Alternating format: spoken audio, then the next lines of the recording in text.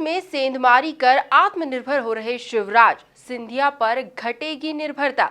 जी हां, इसी मुद्दे के साथ हम हाजिर हैं एमपी न्यूज टीवी पर एक बार फिर। स्वागत आपका, मैं हूं निधि आपके साथ। और जैसा कि मैंने शुरुआत में कहा कि अब शिवराज सरकार खुद को आत्मनिर्भर बनाने में लगी हुई है, लेकिन ज्योतिरादित्य सिंधिया का दबदबा भी फिलहाल कम नहीं है। लेकिन ये निर्भरता कैसे घटेगी, ये जानने की कोशिश करेंगे। अधिक जानकारी के लिए आइए सीधे जुड़ते हैं हमारे संवाददाता संदीप से। संदीप, बताएं क्या कुछ अपडेट है।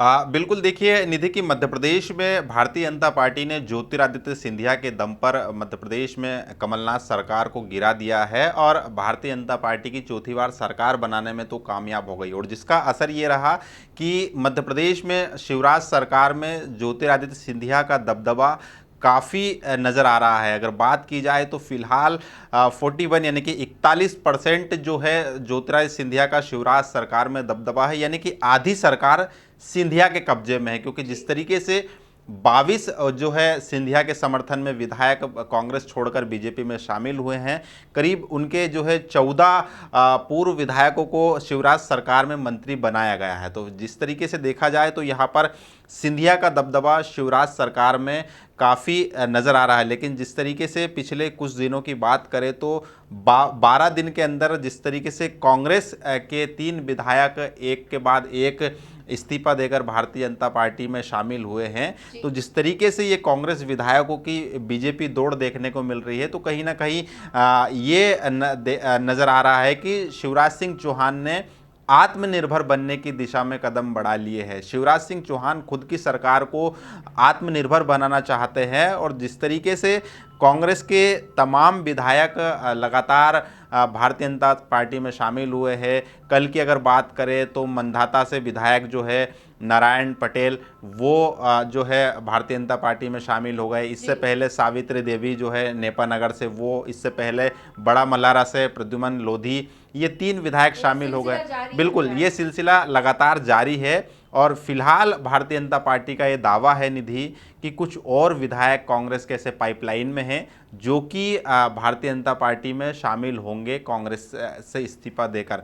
तो कहीं ना कहीं मध्य प्रदेश में कांग्रेस की स्थिति फिलहाल उस गरीब इंसान की तरह नज़र आती है जिसके बैंक बैलेंस से में आवक नहीं है बल्कि जावक ही जावक नज़र आ रही है। उनके खाते से जो विधायकों के नंबर है वो लगातार कम होते हुए नज़र आ रहे हैं। फिलहाल 89 विधायक बचे हैं। कल नारायण पटेल ने जो इस्तीफा दिया उसके बाद में 89 विधायक कांग्रेस के पास बचे हैं। तो ऐसे में अगर देखा जाए तो उपचुनाव में 27 सीटों पर उपचुनाव होना है और ये पूरी सीट कांग्रेस को जीतना है, जो कि फिलहाल जिस तरीके से कांग्रेस का संगठन चरमराया हुआ है उसके हिसाब से असंभव माना जा रहा है। लेकिन यहाँ पर शिवराज सिंह चौहान लगातार अपनी सरकार को आत्मनिर्भर और खुद जो है सिंधिया का प्रेशर खत्म करने के लिए आत्मनिर्भर बनने की दिशा में कदम बढ़ा चुके। जी बिल्कुल, लेकिन मध्य प्रदेश में शिवराज सरकार की जो वापसी हुई है वो सिंधिया के दम पर हुई है, तो इसीलिए सरकार में इतना दबदबा भी है उनका। अब अगर बात आत्मनिर्भर सरकार की जा रही है तो ऐसे में कैसे घटेगी ये निर्भरता? आखिर कौन सी रणनीति शिवराज अब अपनाने वाले हैं? देखिए निधि की फिलहाल अगर देखा जाए नंबर का अगर हम देखें यहाँ पर कैलकुलेशन तो भारतीय जनता पार्टी के पास 107 विधायक है और कांग्रेस के पास जो 3 विधायक इस्तीफा देकर गए हैं और पहले 22 विधायक जो छोड़ के गए हैं उसके बाद में 89 विधायक बचे हैं। अब हम देखें यहाँ पर तो भारतीय जनता पार्टी को 27 सीटों पर उपचुनाव होना है और ऐसे में बहुमत के लिए सिर्फ 9 विधायकों की ज़रूरत है। अगर 9 सीट पे भी जीत दर्ज कर लेती है भारतीय जनता पार्टी तो वो जो 116 का जो मैजिक फिगर है उस तक पहुंच जाएगी भारतीय जनता पार्टी। यहाँ पर देखा जाए कि सिंधिया की निर्भरता कैसे खत्म होगी तो 22 जो विधायक सिंधिया के साथ भारत कांग्रेस छोड़कर बीजेपी में शामिल हुए हैं उसमें 3 ऐसे विधायक हैं वो सिंधिया गुट के नहीं है लेकिन सिंधिया के साथ बगावत करके भारतीय जनता पार्टी में शामिल है। उनमें है हरदीप सिंह डंग, ऐदल सिंह कंसाना और बिसाहूलाल सिंह, ये 3 विधायक हैं। 3 कांग्रेस से अभी फिलहाल छोड़कर बीजेपी में ज्वाइन हो गए हैं, सावित्री देवी, प्रद्युमन लोधी और नारायण पटेल। दो सीट जो है वो पहले से विधायकों के निधन की वजह से खाली है। एक है आगर मालवा की सीट मनोहर ऊंटवाल और एक जोरा विधानसभा की सीट।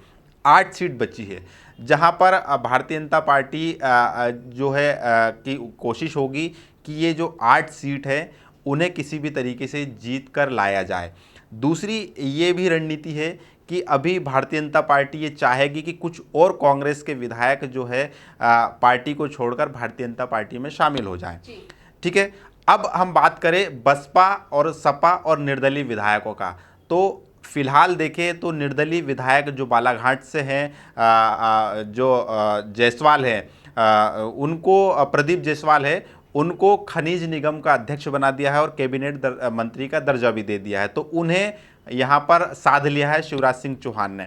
सुरेंद्र सिंह सेरा भैया जो कि बुरहानपुर से निर्दलीय विधायक है, वो भी शिवराज सिंह चौहान के साथ खड़े हुए नजर आ रहे हैं। और उनके क्षेत्र में जिस तरीके से शिवराज सरकार लगातार काम कर रही है जनहितैषी और जो सौगातें दी जा रही है उनके कामों की लगातार सुनवाई हो रही है, उसके बाद वो लगातार शिवराज सरकार के साथ खड़े हुए।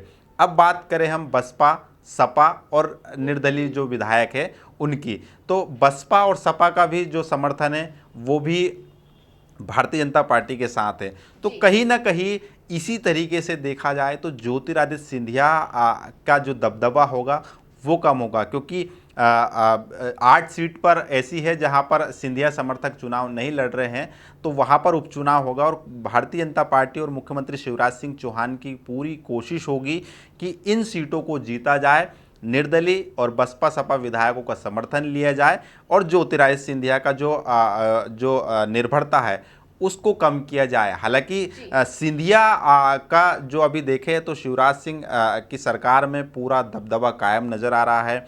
जो दबदबा देखने को मिला है उसकी वजह ये रही है निधि कि मंत्रिमंडल के विस्तार में भी काफ़ी लंबे समय लगा, फिर विभागों के बंटवारे में भी काफ़ी लंबा समय लगा, हर फैसले जो है दिल्ली से हुए, काफ़ी राउंड की बैठकें हुई, मंत्री, प्रधानमंत्री और केंद्रीय गृह मंत्री, बीजेपी के राष्ट्रीय अध्यक्ष सहित तमाम कद्दावर नेताओं के साथ शिवराज सिंह चौहान की मीटिंग होने के बाद मंत्रिमंडल विस्तार, फिर बिल्कुल विभागों के बंटवारे में देरी हुई। तो कहीं ना कहीं ये शिवराज सिंह चौहान जानते हैं कि आगामी दिनों में भी ज्योतिरादित्य सिंधिया का शिवराज सरकार पर प्रेशर देखने को मिलेगा और जो कांग्रेस में प्रेशर पॉलिटिक्स होती थी वो बीजेपी में भी हो सकती है। और उसी प्रेशर पॉलिटिक्स को खत्म करने के लिए शिवराज सिंह चौहान अपनी सरकार को आत्मनिर्भर बनाने की दिशा में कदम बढ़ा चुके हैं और लगातार उसमें सफल होते हुए भी नजर आ रहे हैं। और पूरी तरीके से अब जो नज़र है शिवराज सिंह चौहान की